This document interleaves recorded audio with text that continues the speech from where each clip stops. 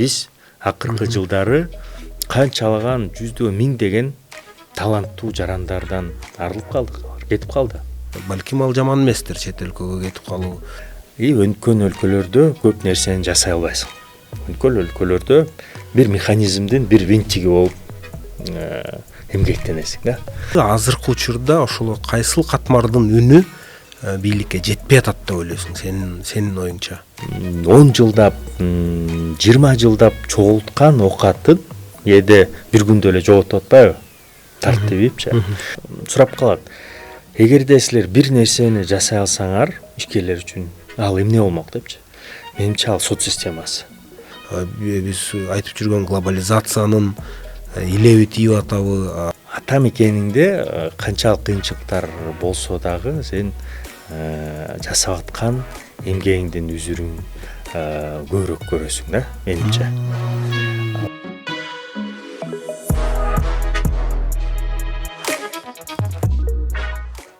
Саламатсыздарбы, урматтуу Акча бар YouTube каналынын көрөрмандары. Сиздер Акча бар редакциясынын студиясында уюштурулуп жаткан кезектеги подкастты көрүп жатасыздар. Бүгүн биздин студияда конокто Эл аралык ишкерлер кеңешинин директору Аскар Сыдыков отурат. Аскар, чоң рахмат биздин студияга келип убакыт бөлүп бергениң үчүн. Мен биздин көрөрмандарга дагы айтып коеюн дегем. Бизге көптөгөн комментарийлер келип отурат. Ушул подкасттардын чыгарылышын кыргыз тилинде уюштурууну талап кылышууда. Биз ал комментарийлердин баарын окуп, анан биздин конокторго жараша да биз бул чечимди кабыл алабыз. Эгерде конок кыргыз тилинде сүйлөй алам, подкастты уюштурсак болот десе, анда кыргыз тилинде алып барганга дайым биз аракет кылабыз. Бирок айрым учурларда подкасттар орус тилинде да чыгат. Ошон үчүн бул маселеге биздин көрөрмандар түшүнүү менен карашат деп ишенем. Ал эми бүгүн болсо Аскар чындап эле кыргыз тилде подкаст уюштурууга макул болду. Менин биринчи суроом дагы Аскар ушул нерсе менен байланыштуу. Эми экөөбүз чындыгында бири-бирибизди узак мөөнөттөн бери тааныйбыз, жакын тааныйбыз дегендей. Анан мен билгени биз университетте окуп жүргөндө дагы кийин деле мындай кыргызча сүйлөөдөн аябай кыйын болуп жүргөн мен эсимде. Бирок кайсы бир жылдар эле сен кыргыз тилде аябай жакшы сүйлөп калганыңды байкап, мен мындай таң калгам да, там бергем. Анткени чындыгында андай адамдар аз эмес, бирок ошентсе да сен ошол адамдардын бирисиң. Кантип мындай орус тилдүү чөйрөдөн кыргызча үйрөнө алдың? Эмне сага жардам берди? Эмне түрткү болду? Ошо жөнүндө бир кыскача айтып берсең. Рахмат, Касым. Саламатсыздарбы, урматтуу көрүүчүлөр. Биз Акча бар жасап жаткан иштердин баарын сыйлайбыз, жогору баалайбыз. Ошондуктан мен дагы ушул жерде болгонума кубанычтамын. Касымды дагы абдан сыйлайм, себеби көптөн бери таанышпыз. Убагында мына сен сурооңо улай, сен уюштурган баягы дебат клубунан деле башталбадыбы? Бизде университеттин жакшы жагы кыргыз кафедрасы мыкты болчу эмес беле? Ошол кыргыз кафедрасы үйрөткөндөн баштап, андан кийин мен иштей баштаганда улам кайра эле сен баягы алып барган азаттык берүүлөрүн угуп, башка берүүлөрдү угуп, биринчи радио, КТРК жана башка ушул сыяктуу жаңылыктарды угуп туруп, андан кийин практикалык түрдө дагы биздин жумушчу жыйындарда, өкмөттө, парламентте, ошондой эле көптөгөн интервьюлардын жүрүшүндө дагы практика кылганга жакшы мүмкүнчүлүк түзүлгөн. Ошондо аябай жакшы мындай тилди, эне тилимди өнүктүргөнгө өбөлгө түзүлдү да. Башында албетте мен орус балага бакчада, орус мектепте окучумун. Анда мындай эне тилибизди тилекке каршы көп жакшы билчү эмеспиз, бирок кийин жакшы алып кеттик да, буюрса. Анан негизи коомдо, мына сен көп ишкерлер менен иштейсиң, коомдо кыргыз тилине болгон талап мындай өзгөрүп жатабы деп ойлойсуңбу? Же бул анткени айрыкча Бишкек шаарында чындап эле орусча сүйлөгөн калктын катмары калың. Ал эми кыргыз тилге болгон мамиле ишкерлердин арасында, бизнестин арасында бул кандай? Бул сен ошо ишкерлер менен иштеп баштаганда кыргыз тилде сүйлөш керек деген муктаждыкты түшүндүңбү же тескерисинче мамлекеттик органдар менен иштешкенде керек болду? Мындай кандай бир экономикалык муктаждыгы пайда болдубу кыргыз тилинин окушунун? Туура айтасыз, муктаждык болгон мамлекеттик органдарда дагы, анан биз региондорго көп чыкчубуз да, ишкерлер менен, карапайым калк менен баарлашып, кандай маселелериңер бар, кандай биз көмөк көрсөтөлү, эмне жардам берели деп сүйлөшкөндө, албетте биз дагы мыкты деңгээлде сүйлөш керек болчубуз. Бирок эң биринчи талап албетте өзүмдүн талабым бар болчу. Мен кандай эле кыргыз болгондон кийин эмне үчүн мен жакшы кыргызча сүйлөй албайм деп өзүмө мындай жогорку талапты койчумун.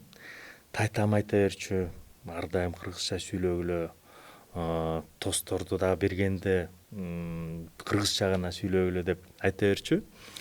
Биз ошол жоопкерчиликти сезип, ата-бабалардын жолун улайбыз деп, ата-энебизди угуп, тил жактан өнүктүргөнгө аракет кылдык да. Демек мындай чоңоюп калган мезгилде деле кыргыз тилин үйрөнүп алса мүмкүн, Мүмкүн, сөзсүз түрдө. Негизинен дагы айта кетчү нерсе, менимче кыргыздар негизи тилге болгон шыгыбыз жогору да. Тилди эне тилибизден сырткары дагы кандай тил болбосун, ошолордун баарын үйрөнгөнгө биздин жакшы мындай мүмкүнчүлүктөрүбүз бар да, башка элдерге салыштырмалуу. Себеби биз бала чагыбыздан баштап минималдуу дегенде эки тилде сүйлөйбүз да. Болгондо дагы ал эки тил окшош эмес, таптакыр башкача. Бирөөсү европалык тил, бирөөсү түрк тили. Түрк жанакы семьядагы тил деп койсок болот. Андан кийин биз мектепте окуганда, университетте окуганда албетте англисче окуйбуз. Андан кийин мен мисалы мектепте да түрк тилин окугам. Андан сырткары университетте француз тилин окугам. Ошонун баарында Кудайга шүгүр, ийгиликтери жакшы болгон да. Биз көп биздин мекендештерибиз менен баарлашабыз да. Кореяда окуп иштеп жүргөн, Кытайда окуп иштеп жүргөн, кандай өлкөдө болбосун, мыкты тилде, ал жергиликтүү тилде мыкты сүйлөшөт да. Менин бир тууган байкем мисалы араб тилин суудай билет да. Ал арабтар менен сүйлөшкөндө кээде сурап калышат аны. Сен кайсы жерлик болосуң десе, ой мен саудиялык эле арабмын десе, ишенип калышат кээдечи. Күлүшөт, бирок тилин жогору, тилдин билүү деңгээлин жогору баалашат да. Силер үй бүлөңөр мындай тилге аябай жакын турбайсыңарбы? Сен французча дагы сүйлөйсүң, канча тилде сүйлөйсүң? 5 негизи. 5 тилде. Кыргыз тилин кошкондо. Англис тилин дагы билесиң, анткени Кембриджде окуп келгенсиң. Ошол жөнүндө дагы мен бир аз кеп козгоюн деп турам да. Мына негизи мен тааныган, мен билген адамдардын баардыгы, балким ушу мен курактуу чет өлкөдө окуган адамдар, ал чет өлкөдөн кайра кайтып келбейт. Көбүнчөсү кайтып келсе да келгиси келбейт кайра өз өлкөсүнө. Анын үстүнө эми сен бир жөн эле бир катардагы бир университет же колледж эмес, бул деген Улуу Британиянын мындай дүйнөдө эң бир таанымал, эң күчтүү деген Кембриджде баягы окуп атсың да, окуу жайдачы.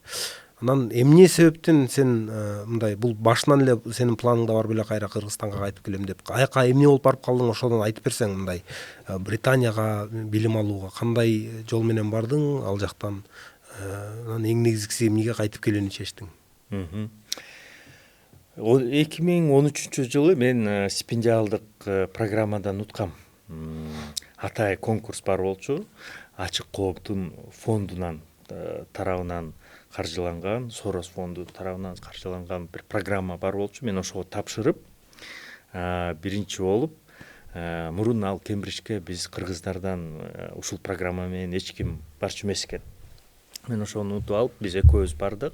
Мен дагы бир кыз бар болчу. Экөөбүз бардык. Ошондо юридикалык факультетте магистрлик программада окудум 1 жыл бою.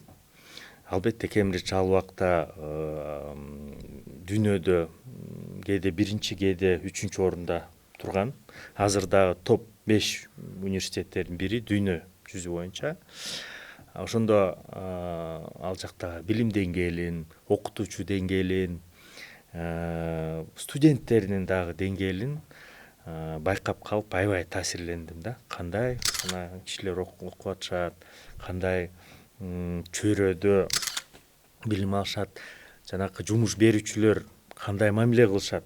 Эң баштапкы курстан баштап ар бир чоң компания, ири компания өзүнүн элчисин дайындайт экен. Студенттердин арасынан эле сен биздин элчи болосуң, ушундай иш-чараларды өткөрөсүң деп, иш-чараларды көп өткөрүп турушат. Эми ал жердеги турмуш боюнча айта берсем көп сөз болот. Бирок мен кайра кайтып келгенге башынан албетте план бар болчу. Себеби бул программа Кыргызстан үчүн, Британия үчүн эмес, Кыргызстан үчүн кадрларды даярдоо программасы. Биз ошондо ал жерге барганда дагы милдеттеме аласыңар. Милдеттеме алдык өзүбүзгө. Биз кайтып келебиз, Кыргызстанда иштейбиз, Кыргызстанга жардам беребиз деп. Бул бир. Экинчиден албетте мен өзүмдүн дагы каалоом ушундай болчу. Себеби мен ал жерге бакалавриаттан кийин гана барбастан мен 1 жыл иштеп, 1-2 жыл иштеп баргам да. Ошондо мен өзүмчө бир тажрыйбам бар болчу. Бул жерде кандай болсо да ордун бар болчу. Жумуш берүүчүлөрдөн ар кандай сунуштар бар болчу. Көп нерсе бул жерде даяр бар болчу да. Ошондуктан планым ошондой эле болчу. Негизи мен дагы биздин ал жерлерге тапшырган жаштарга айтып коеюн. Өнүккөн өлкөлөрдө жашаш албетте бир жактан оңой, бирок экинчи жактан кыйын эле. Өнүккөн өлкөлөрдө көп нерсени жасай албайсың. Өнүккөн өлкөлөрдө бир механизмдин бир винтиги болуп эмгектенесиң да. Эми баягы ата мекениңде жаңы өсүп келаткан өлкөңдө биз окшош. Сен көп жаңы көп мындай албан нерселерди жасаганга мүмкүнчүлүгүң болот да. Социалдык лифт деп коет эмеспи? Бизде Кудайга шүгүр социалдык лифттер жакшы иштейт да. Көчө эле мисалы базарда жүрүп кыйналып жүрсөң эртең эле депутат боло каласың. Көчө эле ушундай бар да. Бул деле социалдык лифт кандай болсо да. Көчө эле мисалы эч кандай жумушуң жок болсо да эртең министр болуп каласың. Ушул сыяктуу же болбосо ишкер болуп каласың. Бир жакшы идеяны таап. Ата мекениңде канчалык кыйынчылыктар болсо дагы сен жасап аткан эмгегиңдин үзүрүң көбүрөөк көрөсүң да, менимче. Ушундай ой менен дагы баргам, кайра келгем. Анан практикалык жагы дагы бар. Ачыгын айтканда мен мисалы 40ка жакын өлкөлөргө барып келдим. Ар кандай континенттерде болдум. Практикалык деңгээлде бизде жашаш, мисалы жакшы айлыкта иштесең, жакшы жумушта иштесең, бизде жашаш ыңгайлуу эле да. Комфорт жактан, мисалы достор жактан, тааныштардан жактан, жанакы туугандарың жаныңда дегендей, бизде каалашынча баягы кафе ресторандарга жүрөсүң, каалашынча жеке клиникага барып жүрөсүң, жеке билим берүү жайларда балдарыңды окутасың. Мисалы ошол эле Америкада жеке кымбат окуу жайларда мындай балдарыңды окутам десең абдан эле кыйын да. Абдан эле көп каражат талап кылат. Бул Кыргызстан өз мекениң болгон үчүнбү же да ушул учурда өнүгүп келе жаткан мамлекет болгон үчүнбү? кайсыңысы көбүрөөк таасир этет? Экөө тең. Экөө тең. Бирок биринчиден албетте мекеним үчүн. Ушундай аң сезим дагы пайда болот да. Мени мисалы тайтам дагы көп айта берчү, ал убагында Союз учурунда жооптуу кызматтарда иштеген, ал дагы эле айтып жүрөт, сен ата мекениңе кызмат кылышың керек, элиңе кызмат кылышың керек деп. Анан канчалык көп литература окуп, китеп окуп, подкасттарды угуп, мындай акылдуу кишилерди уккандан соң ушул аң сезим дагы деле жогору турат экен да. Кайра эле ушундай ойлор келет экен. Жок, сен бул мисалы жашоодо мурас калтыргың келсе, бир чоң иштерди жасашың керек, колдон келишинче. Мүмкүнчүлүктөрүң барбы? Жаса дегенде. Кудайга шүгүр, биздин көп мүмкүнчүлүктөрүбүз бар. Жакшынакай жогорку билимдүү болдук. Жакшынакай иштерде, жумуштарда иштеп атабыз. Демек, ошол жоопкерчиликти биз татыктуу пайдалана билишибиз керек деп ойлойм да. Кандай, мисалы, сен канчалык көп кишиңе пайдаң болсо, жардам бере алсаң, андан өйдө баягы сооп жок да, элге кызмат көрсөткөндө. Ушул ойлор көп. Демек сен өзүң мекениңе кызмат кылуу максат менен, ошол максат башынан баштап бар болгон, ошон үчүн кайтып келген экенсиң. Азыркы сен жетектеп турган эл аралык ишкерлер кеңеши жөнүндө сөз кылсак, бул ушул ишкерлерди, анын ичинде чет элдик инвесторлордун башын бириктирип, ошол чечим кабыл алуучу менен, мамлекеттеги органдар менен, кишилер менен баягы бизнести кыскача айтканда бир ортодо байлап турган бир институт деп айтсак болот. Негизи азыркы учурда ушу мамлекет жүргүзүп аткан ишкерлерге, инвесторлорго карата саясатты кандай баа бересиң сен? Азыр эмне көйгөйлөр бар, эмнени эске алыш керек деп ойлойсуң балким? Туура, бул чоң суроо. Жалпысынан айтканда, себеби биздин күнүмдүк ишибиз ошол. Ишкерлерге кандай жагымдуу шарттарды түзүп бере алабыз, мамлекеттен ишкерлерге эмне керек деп биз ошол ишкерлердин добушун мамлекетке жеткиребиз да. Көп ишкерлер ичинде болгон жагдайларын, жана көйгөйлөрүн айта албайт да, ачыгын айта албайт. Себеби эртең бирөөлөр келип бирдеме талап кылат деп коркушу мүмкүн. Себеби мына ушунда акчасы бар экен деп коркушу мүмкүн.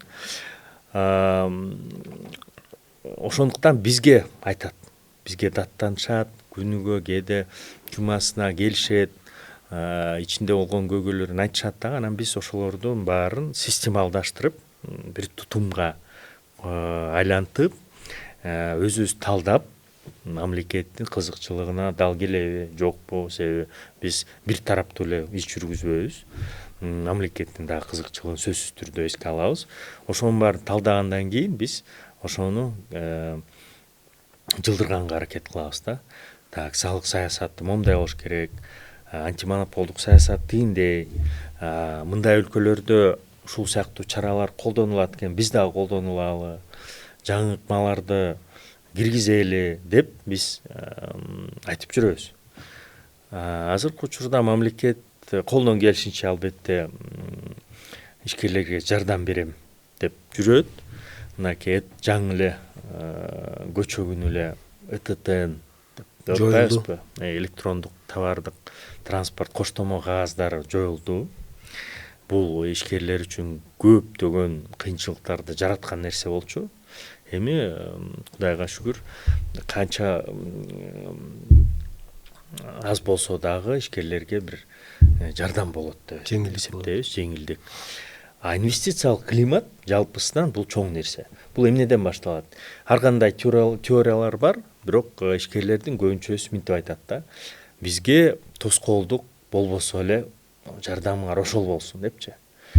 Тоскоолдук кандай? Мисалы, биз уруксат кагаздарды алып, кабинеттерди аралап, кезекте туруп жүрбөйлү, ошол кагаздарыңарды жойгула, колдон келишинче жанагы уруксат берүүчү макулдашуу, жол жоболор азайласын, бюрократия болбосун деп атышат да. Анан коопсуздук болсун, мисалы жеке менчикти эч ким тартып албасын, ага жол бербегиле, жол берилбесин деп атышат да. 10 жылдап, 20 жылдап чогулткан оокатын кээде бир күндө эле жоготуп атпайбы? Тартибипчи. Ошого мамлекет жол бербеши керек да. Мыйзамдын алкагында ал мыйзам ага жол бербесе, мамлекет коргоп бериши керек. Анан ишкерлердин арасынан дагы талаш тартыштар болсо, ошолорду жөнгө салуу, мындай эффективдүү, натыйжалуу тутум система болушу керек да. Бул биринчиден сот системасы. Кээде көп кишилер сурап калат. Эгерде силер бир нерсени жасай алсаңар, ишкерлер үчүн ал эмне болмок депчи. Менимче ал сот системасы. Эгерде адилеттүү, көз карандысыз сот системасы болсо, ишкерлерге дагы, карапайым элге дагы абдан чоң жардам болмок да. Элестетсеңиз, сиз мисалы адилеттүүлүктү таба албай кыйналып жүрсөңөр, сотко барып кайрылсаңар эле, сот адилеттүүлүктү орнотуп, мына силердики туура деп чечсе жакшы эмеспи? Ошого биз жетишели деп аракет кылып атабыз да. Негизи мисалы ишкерлердин баягы топ 5 кыйынчылыктарды айтып көрсөк, мына сен сурагандан кийин, бул биринчиден жанагы мамлекет менен болгон карым-катнаштыктар, анын ичинде бюрократия, уруксат берүүчү кагаздар, сот системасы жана башкалар. Экинчиден каржы булактары. Себеби көп ишкерлер ишин баштайын деп атса, же болбосо кеңейтейин деп атса, каржы булактарды таба албай жүрүшөт. Же болбосо же үстүк пайыз жогору, же башка, же күрөө жактан жогорку талаптар болот, же башкалар. Экинчиден ошол каржы булагы, үчүнчүдөн биздин өлкөбүздүн баягы кичинекей болгон позициясы деп койсок болот. Биздин ички рынок аз эле да, 7,5 миллион калк, 90% бизде тоолуу аймак, инфраструктура жактан дагы бизде мүчүлүштүктөр бар. Ошол төртүнчүсү. Анан эл аралык келишимдер дагы айтып көрсөк болот. Соода жүгүртүү боюнча, жанакы бажы төлөмдөр боюнча жана башкалар. Мына сен өзүң дагы айтып калдың, ошо электрондук товардык транспорттук коштомо кагаздарын менин эсимде, сен мындан бир нече жыл мурун эле кеңири маек куруп, мен спутникке ошо талкуу болгондо айтып чыккансың да. Ошондо эле мен ошол сенин 1 сааттык маегиңди бир эмес 2 жолу көргөм. Сен ошондо ЭТТНды эмне себептерден бизге бул азырынча болбойт, кыйынчылыктарды жаратат деп бир кеңири талдап анализ кылып берген экенсиң да. Бирок ага карабай аны ишке киргизип, анан мына салыштырмалуу жакында келген мамлекеттик салык кызматынын төрагасы Алмамбет Шыкмаматов ал парламентте отуруп, ал мойнуна алып атпайбы, мамлекет менен бизнестин ортосунда тиешелүү деңгээлдеги бир диалог бир болбой калган экен ушул маселе боюнча депчи. Анан бирок ушул эки нерсе мени диссонанс жаратат да. Бир четинен мына силерге окшогон ушу ишкерлер ассоциацияларынын башын бириктирип жүргөн уюмдар мамлекетке ушул телеканалдар аркылуу, СМИ аркылуу өзүңөрдүн үнүңөрдү жеткиргенге аракет кылып, жеткирип да айтып да жүргөнсүңөр. Бирок эмнеге мындай бир ушу диалог дал ушул ЭТТН салык реформалар боюнча бир аз бир ополураак болуп калды деп ойлойсуң? Бул да жакшы суроо.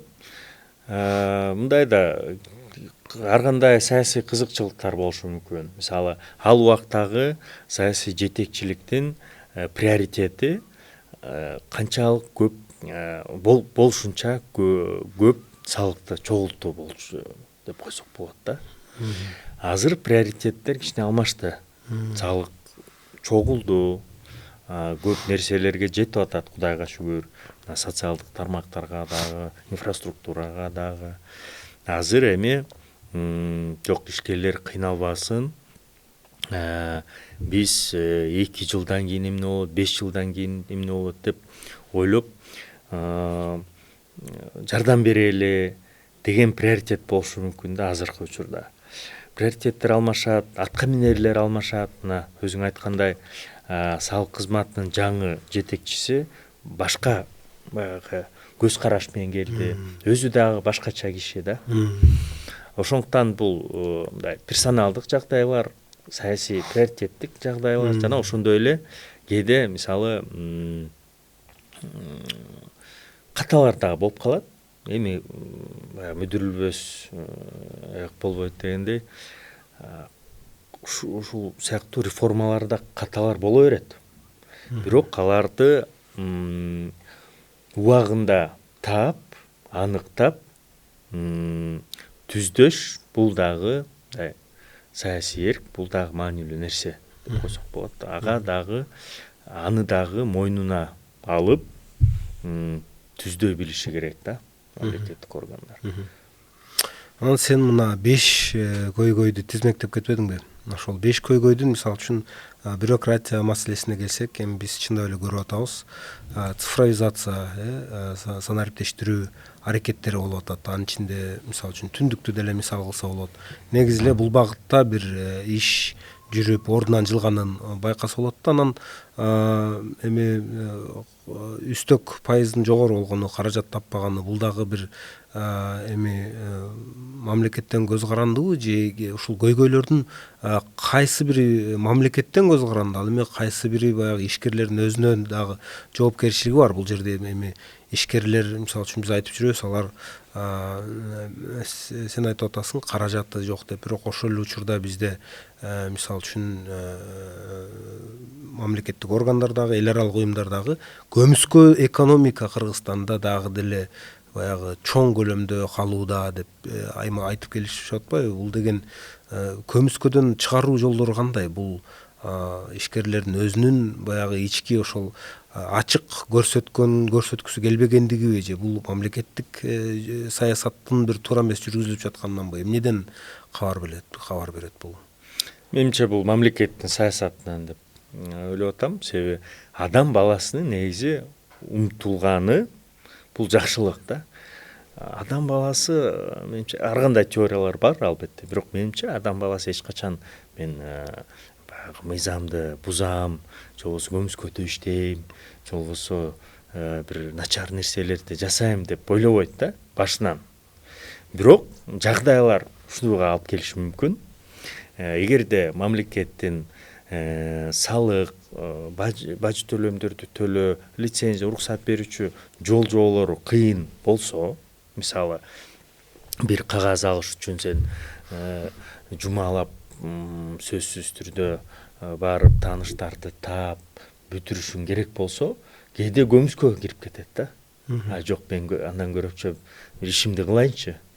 Бирөөлөр айтып атты эле, мен мисален бирдеме берип койсоң ушундай эле иштесең болот депчи. Жагдайлар ушуга алып келет да. Себеби мамлекеттин күч колдонууга, эрежени коюуга жана эрежелерди аткаруудан көзөмөл кылууга монополиясы бар да мамлекеттин. Мамлекеттен башка бул эч ким жасай албайт. Демек, биринчи кадам мамлекеттен болуп атат. Мамлекет эгерде ыңгайлуу шарттарды түзүп берсе, элдер жыргап эле жарыкта, көмүскөдө эмес, жарыкта эле иштей беришет. Болбосо көмүскөгө кирип кетет. Айла жок, оокат кылыш керек, үй бүлөнү багыш керек деп көмүскөгө кирип кетет. Канчалаган Африкада, Түштүк Азияда көмүскөдө иштеген канчалаган өлкөлөр бар да. Ал жерде кээде жарым экономиканын жарымынан көбү, 70%-нан өдө көмүскөдө иштеген өлкөлөр бар. Демек, бул мамлекетке көз каранды деп айтып атабыз. Келгиле, чогуу иштешели, мына колдон келишинче коррупцияны жоёолу, бюрократияны жоёолу, баары оңой болсун, мамлекеттик кызматта иштегендер билимдүү, таза кишилер болсун дегендей мына жаркыраган үлгүлөр бар эмеспи? Европадагы өлкөлөр, мына көп учурда Кытайда деле мындай үлгү катары алып жүрөбүз. Корея жана башка өлкөлөр ушул жол менен экономикалык өсүшкө келишкен да. Биз ошол мисалдарды алып эле колдонсок болот да. Анан силердин эл аралык ишкерлер кеңешинде канча ишкерлердин же ассоциациянын башы бириккен? Анан сурайын дегеним, мен билишимче Тоген тармагында иштеген уюмдар көп. Мындай жөнөкөй башка бизнестерде да иштеген ишкерлер көп, бирок кайсыл ишкерлердин катмары азыркы учурда ошол кайсыл катмардын үнү бийликке жетпей атат деп ойлойсуң, сенин оюңча? Бизде негизи 20 тармактардан өйдө өкүлдөр бар да. Токен тармагынан сырткары банктар, байланыш операторлор, тамак аш өндүрүүчүлөр, кызмат көрсөтүүчүлөр, логистика, камсыздандыруу жана башкалар. Алардын баарынын баягы бирдей бийликке, болсо мамлекетке бирдей мындай мүмкүнчүлүк баарлашуу мүмкүнчүлүктөрү жок. Албетте кээ бирөөлөрдүкү угулбай калат, жетпей калат. Менимче көбүнчө карапайым жанакы соода жасагандардан, базарда тургандардан, чакан микро бизнести алып баргандардын үнү жетпей калат да. Албетте биз көбүнчө ири бизнестегилерде алардын добуштарын жеткиребиз, бирок микро, чакан жана орто бизнестин добушун дагы жеткиргенге ар дайым аракет кылабыз. Себеби бул биздин жарандар, биздин эле мекендештер. Чакан жана орто бизнес эң көп жумуш орун түзгөн бизнес. Ошол эле дыйкандар, айыл чарба менен алектенгендер жумуш орундары ал жерде да. Биз аларды колдосок болбойт деп, алардын дагы добушун жеткиргенге ар дайым аракет кылабыз. Анан негизи мына сен өзүң айтып калбадыңбы, 40тан ашык мамлекетте болуп келдим деп, эми аларга мындай айрымдарына саякаттап барсаң, айрымдарына ушу бир бизнес максаттар менен барып жүргөн чыгарсың. Сурайын дегеним, өнүккөн өлкөлөрдө ушул чакан жана кичи чакан орто бизнес менен негизи эле бизнес чөйрө менен мамлекеттин ортосундагы диалог кандай ишке ашырылат? Алар ассоциациялар аркылуу үнүн жеткиреби? Ошо чакан орто кичи бизнес менен мамлекеттин ортосундагы диалог кандай түзүлүшү керек? Мындай мен мисалы үчүн Алмамбет Шыкмаматов мырзаны да өзүм мындай терең сыйлайм. Анын адамдык сапаттары үчүн дагы, анын саясий жол баскан жолу үчүн дагы. Бирок эми мен ойлойм да, бир Европадагы же бир өлкөн өлкөдө салык кызматынын төрагасы бир базарга барып алып ишкерлер менен сүйлөшпөйт болуш керек деп ойлойм да. Мен балким жаңылышам. Экономикалык дагы тилекке каршы билимим жок, бирок мен мисалы үчүн ошол эле ушундай бир мамлекеттик кызматтарды ээлеген министрлердин ушинтип базарга барып алып өздөрү ошолорду аралап жүргөнүн көргөндө бир чети кубандырат. Эл менен жакын болуш керек ал. Бирок бул деген башка, андан башка механизмдер жокпу?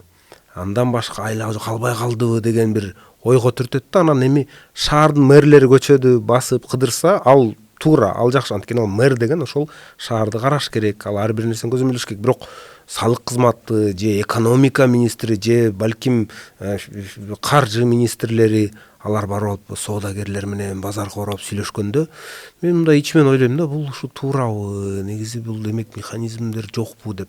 Ошо жөнүндө мына кеп салсаң аябай кызыктуу болмок да. Туура айтасың, ал боюнча ар бир ишкер менен сүйлөшүп, ар бир тармак менен сүйлөшүп койгонго көп учурда убакыт жетишпейт, мүмкүн болбойт. Көбүнчө мындай жооптук кызматтарды ээлегендерге, аткаминерлерге, министр, премьер-министр жана башкаларга алар көбүнчө эмне кылыш керек? Өнкөн өлкөлөрдө алар статистиканы абдан ийне жибине чейин талдап, аларда статистика абдан кенен да. Ар бир үйгө чейин, ар бир жанакы чакан бизнеске чейин маалыматтар келет. Алар шак эле билип турат. Ушул тигил же бул саясат кандай жыйынтыгын берди? Элдин кирешеси азайдыбы, көбөйдүбү? Ар бир жумалап деле эсептеп көрүшөт да. Баалар өстүбү, ылдыйладыбы? Ошол эле чек арада турган жүк ташуучулардын жанакы туруу мөөнөтү канча болду, кезектер канча болуп атат деп баарын талдап туруп, андан кийин соц тармактарды мониторинг кылып, жаңылыктарды гезит окуп, баардык жактардан маалымат алып туруп, ошондон кийин гана барып эл менен дагы сүйлөшүшөт да. Элдин арасында эмне болуп атканын мен дагы билейин деп анда-санда барып турушат. Бирок эң негизги маалымат албетте жанакы статистика, факт, аналитикадан келет да. Андан кийин албетте бизге окшогон ассоциациялар менен дагы баарлашат. Кээде жумалап, кээде бир айда бир, кээде мындай чалышып, онлайн чалуу уюштура калып, алар менен сөзсүз түрдө кеңешишет.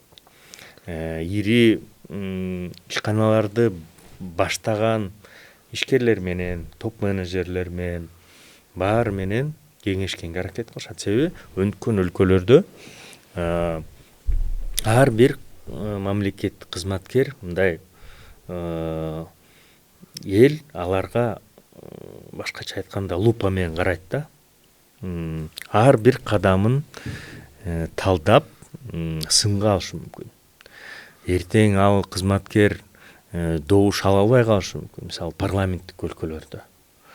Ал ошону ойлоп, жоопкерчиликти сезип, өзүн мындай өйдө сезбей, өзүн элдин элге кызмат көрсөтүүчү киши катары жоопкерчилик сезет да.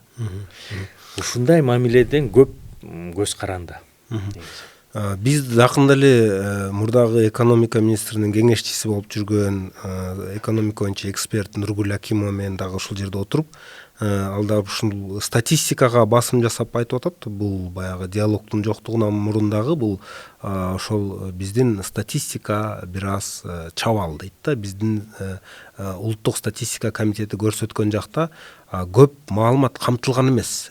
Жада калса айрым учурда мамлекет айрым бир секторлордо болуп аткан бир көрүнүштөр жөнүндө кабары жок деген бир ойду айтты да. Анан биздин эми Нацстатком, биз баарыбыз билебиз, бир нерсе болсо эле улуттук статистика комитетин карайбыз да, канча киши мисалы үчүн канчага чыкканда эмне кесиптерди тандап атат, кандай чет өлкөгө канча киши кетип атат, келип атат, акча которуулар бүт баары бул чындап эле экономикага жөнүндө сөз кылганда статистикага келип такалат да.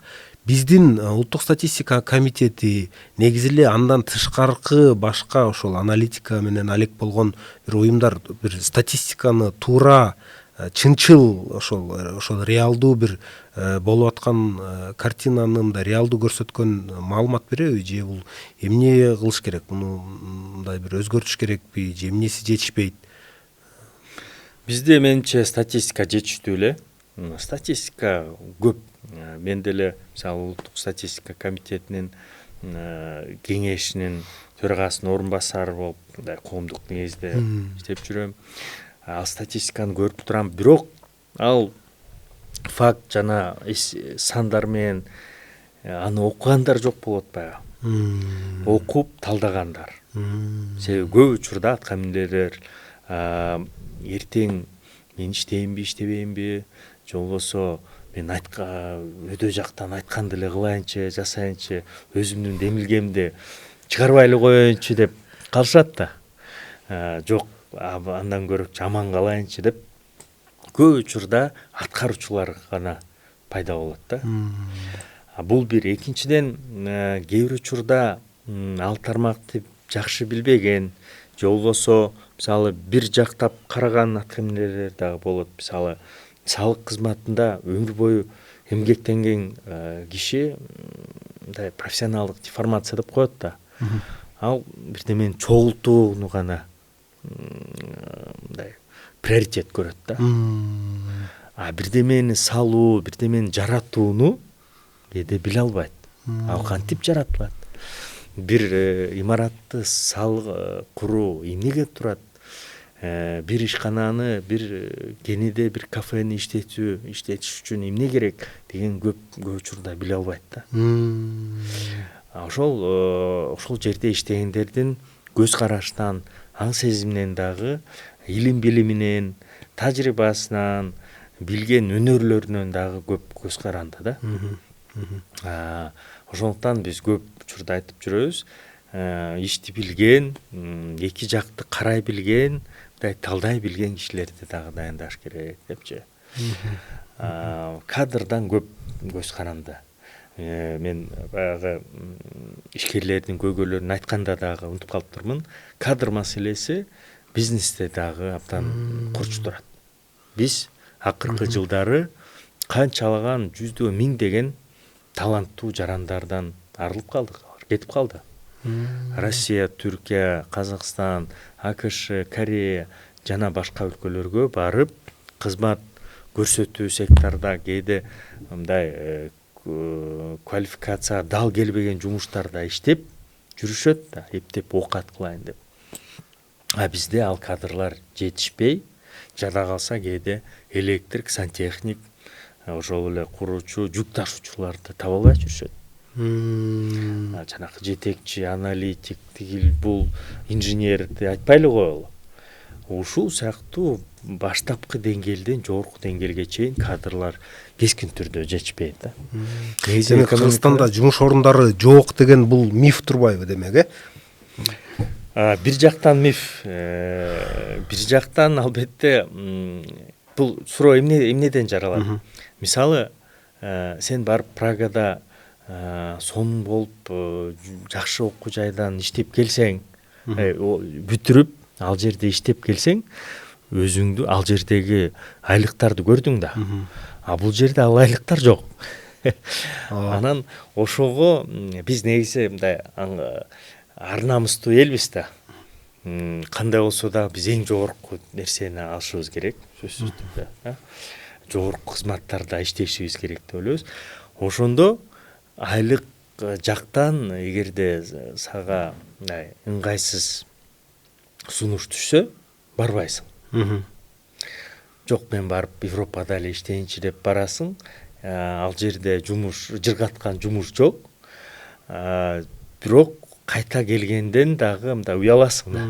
Анан эптеп ошол жерде тейлөө тармактарында иштей бересиң кээде, же АКШда жүк ташып иштей бересиң, фура айдап иштей бересиң.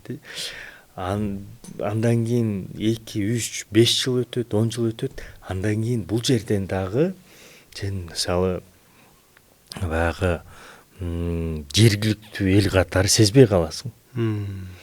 Эме деп коет эмеспи, свой среди чужих, чужой среди своих. Болуп калгандай дагы эме абал түзүлөт да. Бул мигранттарга көбүнесе тиешелүү, чындап эле мигранттар, көп жыл иштеп калган мигранттар, алар өлкөсүнө кайтып келгенде өзүн мындай бир баягы ыңгайсыз сезип, өзүн таба албай, эмне иш кылсам деп, анан бул жактын айлыгына дагы бир ыраазы болбой, чындап эле. Бул экономиканын деңгээлине көз караштуу да.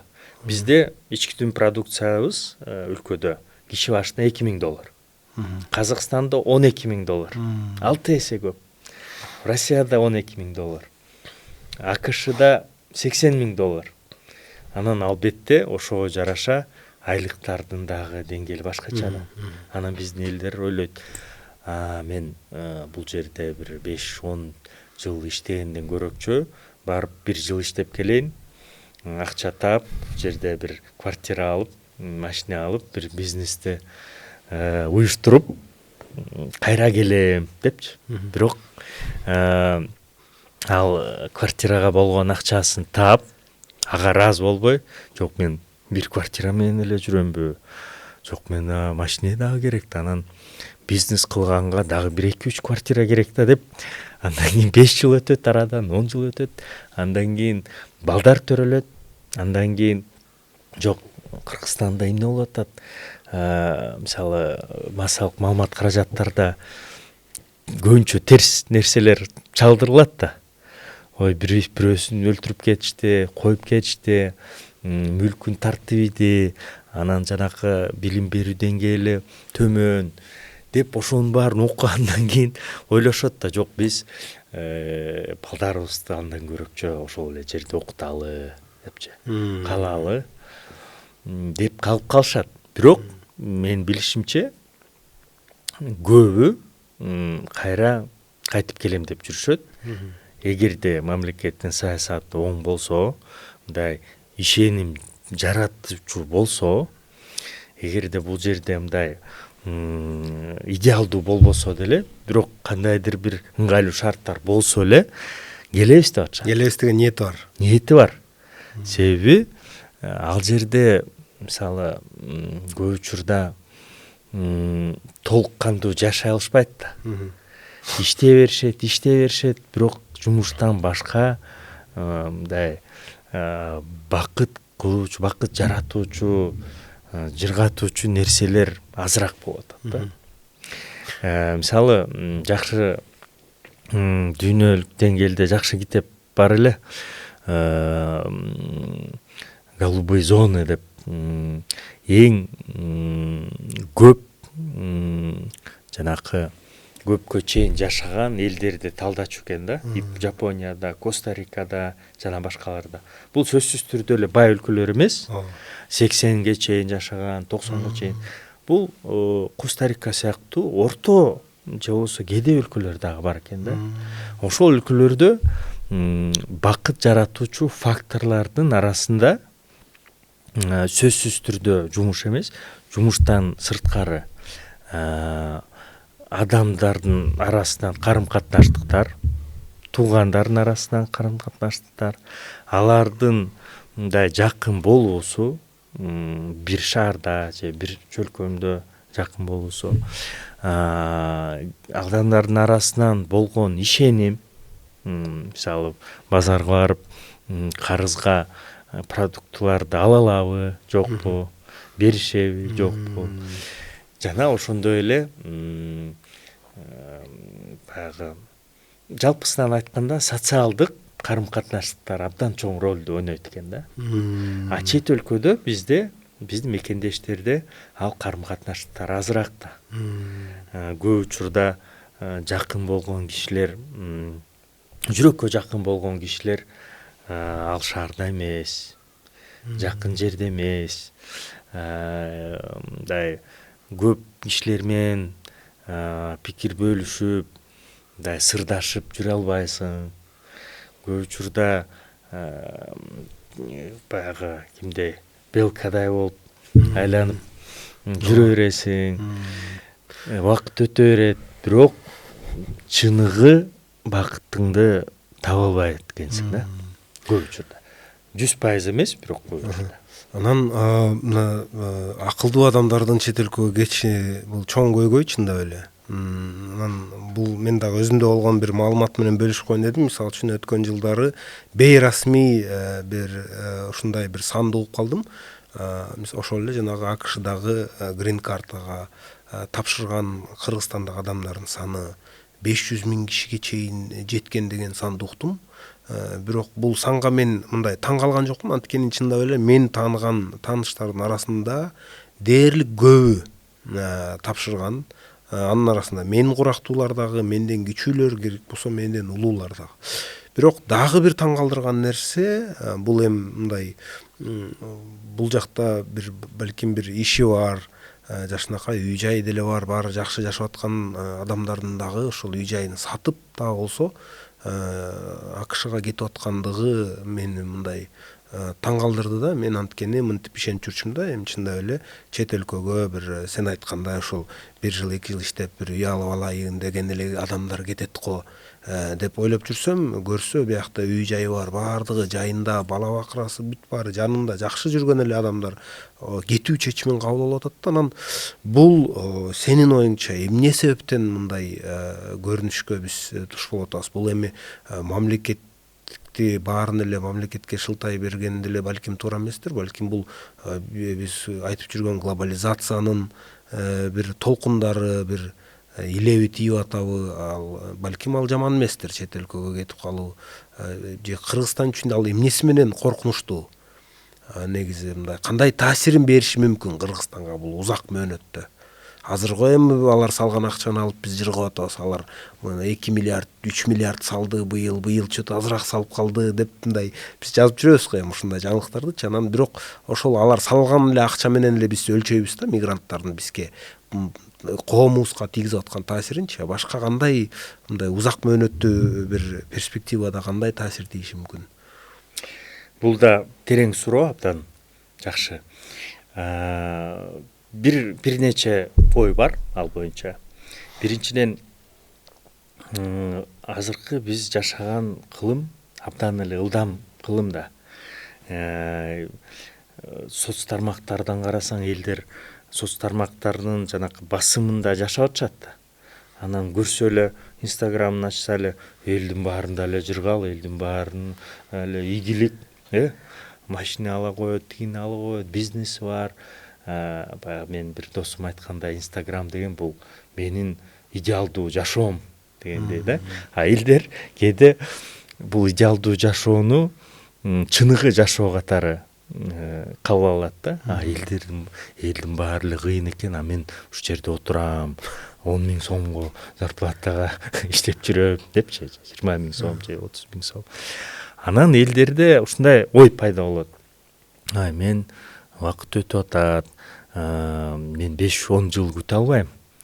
Мен 1 жылдын ичинде ийгилик жаратышым керек депчи. Өзгөчө жаштар азыркы зумер деп коет эмеспи? Зумерлердин жанакы ой жүгүртүүсү ушундай экен. Өздүк жеке комфортту жогору баалашат. Бул менин баягы эсептөө эмес, бул эксперттердин ою да. Жеке комфортту жогору коюшат. Андан кийин жеке реализация деп коет. Өзүнүн мүмкүнчүлүктөрүн максималдуу деңгээлде колдонгонго аракет кылышат. Анан бизде мүмкүнчүлүктөр азыраак да. Эми ачыгын айтканда бизде чакан өлкө, 15 миллиарддык экономика. Мисалы Казакстандыкы 300 миллиард, Өзбекстандыкы 80 миллиард. Бизде 15 миллиарддык экономика.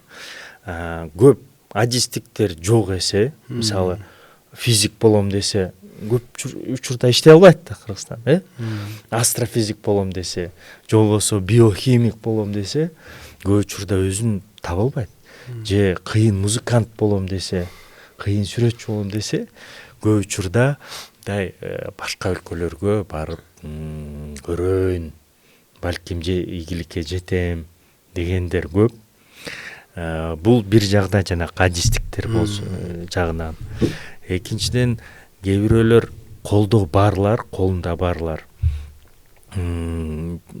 диверсификация деп коет. Өзүнүн акчасын бир кутучага салбай, башка өлкөлөргө дагы барып салып келейин, салып көрөйүн деп атышат да. Ал жерде дагы бизнесим болсун, үйүм болсун деп дагы барып көрүшөт. Бирок алар барып келишет да. Ал жерде туруктуу форматта жашабай, барып келип турушат. Үчүнчү катмар бул мисалы капа болгондор. Мисалы алардын укуктары тебеленип же кандайдыр бир басымга дуушар болуп, же адилеттүүлүктү таба албай, же болбосо азыркы болуп жаткан чечимдерге ишенбей, мындай жарыкты алдыда көрө албай ушул жерде, жок ал келечекти мен башка жерде табайын дегендер дагы бар да, бир катмар. Башкалар мисалы бул 30 жыл, бул быйыл эле эмес, 30 жылдык тарыхыбызды карашыбыз керек да. 30 жылда бизде миллиондогон жарандарыбыз кетишкен да. Алар, мен билишимче, алардын көбүнчөсү игиликтүү, ал жерде өзүн өзү таап алышты, бизнестен алып барып атышат. Мисалы кээ бирөөлөр $500 миллион чейин эсептелинген стартаптарды уюштурган ийгиликтүү жарандарыбыз. Ошолор бар. Анан алар дагы туугандарын тартат да. Силер дагы келгиле, мен жумуш таап берейин, үй таап берейин деп өздөрүнүн тааныштарына, туугандарга, досторуна дагы баргандар бар. Бул дагы бир катмар. Кыскасы эми ушундай, бирок эң негизги себеп менимче, эгерде адам баласы алдыда азыр кыйналып атса дагы, бирок алдыда жаркын келечекти көрө алса, ал калып иштей берет. Көрө албаса кетет. Бирок кийин аларды кайтып келүүгө мүмкүнчүлүктөр дагы бар. Сен абдан туура айттың. Мисалы үчүн Кыргызстан робототехника боюнча Жапония менен атаандаша албайт. Космоско учуу боюнча АКШ менен атаандаша албайт.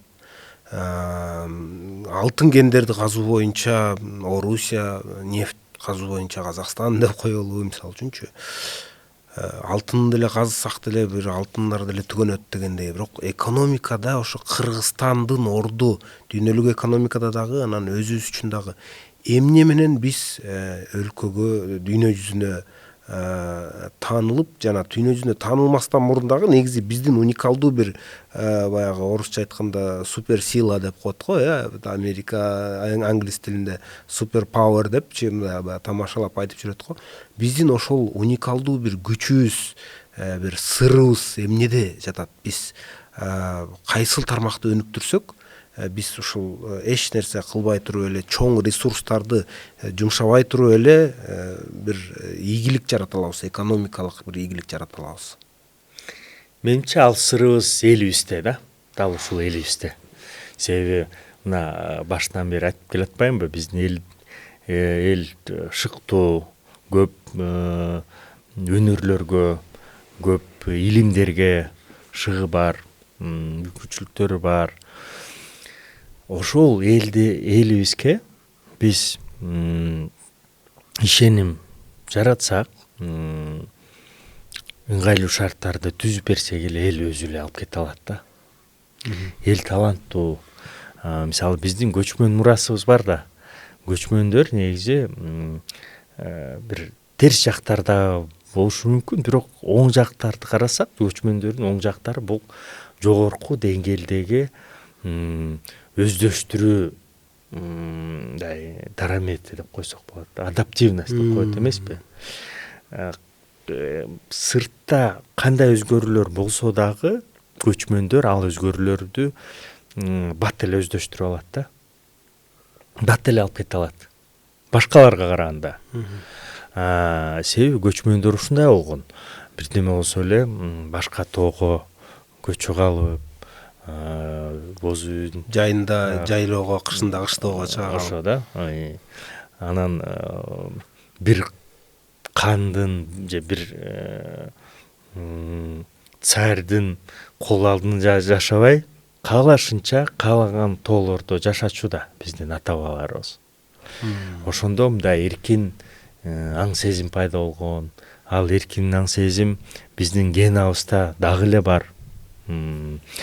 Андан кийин биз көп элдер менен көп ар кандай территорияларга көчүп туруп, көп элдер менен баарлашчубуз да. Соода өтчү, улуу жибек жолу өтчү. Ал жагдайлар албетте ошол жанагы тилди алып кеттүүгө, ар кандай элдердин ар кандай өнөрлөрүн өздөштүрүүгө шык жараткан да. Ошондуктан биздин сырыбыз ошондо деп ойлойм.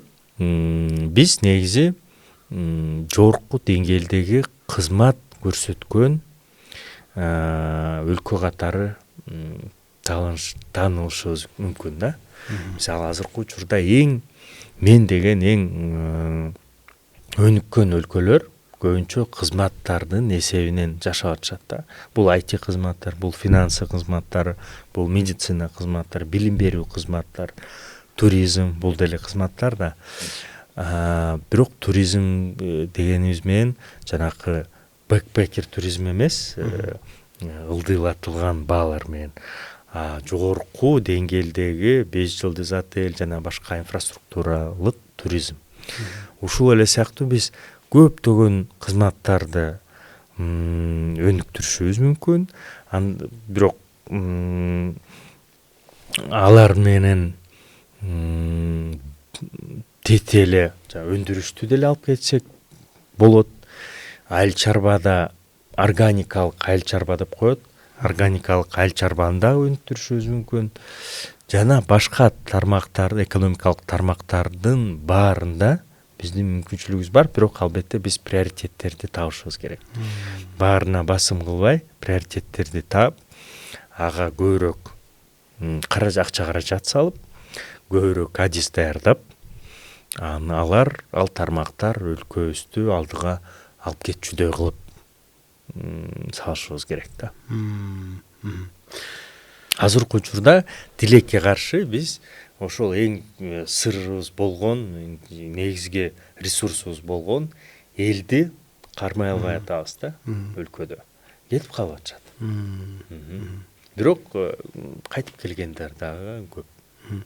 Ошол учурда бизде ичинде биздин мамлекет өлкөнүн ичинде дагы иштеп аткан мен жакында эле айрым бир балдар менен тааныштым. Чындап эле бир укмуштуудай долбоорлорду, кызматтарды көрсөтүп, ушул Кыргызстанда туруп эле биз оюбузга келбеген дагы ошо IT тармагында иштеп аткан жигиттер менен тааныштым. Алар дагы ушинтип келип маек куруп бергенге макул болушту. Бул ошо сенин айткан жоопторуңа кошумчалай. Анан биз абдан кызыктуу маек болду, Аскар. Анан мен акыркы суроом болсун, мындай практикалык жакка келсек, азыр ишкерлер көп, ишкерлер бизди угуп аткан учурда алар мындай суроо бериши мүмкүн. Ушул силердин мүчөңөр болуу жөнүндө бир техникалык бул суроо болот. Мындай кантип баягы мүчө болсо болобу, кантип силердин жардамыңарды же балким консультацияңарды алса болот, кантип байланышса болот, ал баардык эле ишкерлерге силердин эшигиңер ачыкпы, ушул жөнүндө бир кыскача бир айтып койсоң, маалымат берип. Албетте биздин эшигибиз ар дайым ачык, бирок биз мүчөлүк уюмбуз. Биздин бюджет, биздин иштеп аткан акылар ошол мүчөлүк акылардан чогулат. Ошондуктан биздин ассоциацияга мүчө болгон ишканалардын жанакы айткан сөздөрүн көбүрөөк угабыз да. Ошого басым жасайбыз. Биз башкача айтканда жумуш берүүчүлөрдүн профсоюзу десек болот да. Мисалы, жумушчулардын профсоюздары бар да. Бирок жумуш берүүчүлөрдү дагы бирөө колдош керек, коргош керек дегендей, биз ошолорбуз да. Биздин ассоциацияга кошулуу оңой эле, сайттан карап, жанакы заявканы толтуруп, бизге заявканы жөнөтсө, биздин башкаруучу кеңешибиз аны колдосо, кийин биз келишим түзөбүз, мүчөлүк акыга жанакы эсепти жөнөтөбүз, ал эсепти төлөгөндөн кийин мүчө болуп калат ал ишкана. Ар бир каалоочу, мисалы үчүн бир чоң уюмдар силерге кайрылса болот демек. Ооба. Бирок башкалар дагы кайрылганда биз көбүнчө жок дебейбиз. Колдон келишинче жардам бергенге аракет кылабыз. Бирөө менен байланыштырып берели, жок дегенде добушуңарды угалы, жанакы эмне көйгөйлөрүңөр бар экенин угалы деп мындай жолугабыз да. Мүчө эмес болгондор менен дагы. Аскар, чоң рахмат сага биздин студияга келип, айрыкча кыргыз тилинде ушундай бир кызыктуу, маңыздуу бир маек куруп берген үчүн сага чоң ыраазычылык билдиребиз. Чоң рахмат Касым, мен да абдан кубанычтамын. Абдан жакшы берүү болду. Акыркы жолу жолугуп аткан эмес чыгарбыз бул студияда. Дагы ошо силердин ишмердигиңерге байланыштуу бир суроо болсо, талкуулар болсо, биздин эшигибиз дагы дайыма ачык. Акчабар каналынын көрөрмандары, сиздер бүгүн Акчабардын студиясында эл аралык ишкерлер кеңешинин директору Аскар Сыдыков менен болгон маекти тыңдадыңыздар, көрдүңүздөр. Биз жогорудагы мен айтып кеткендей эле бүгүнкү подкасттын чыгарылышын кыргыз тилинде кылдык.